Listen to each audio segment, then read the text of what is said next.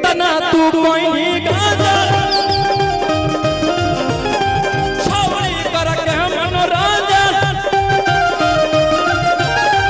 अब की तू बोलो सतिया कोरा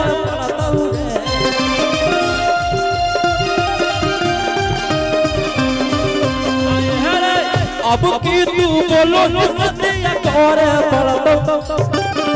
आगे देखल लियो जाहियो हल करे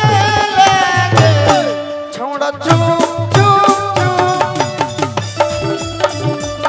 छोड़ा चुप चुप चुप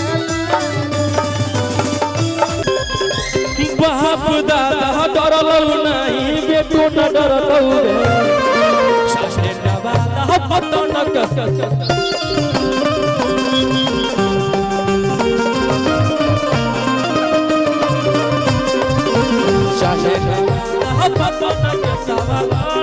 अरे चोले खोल कर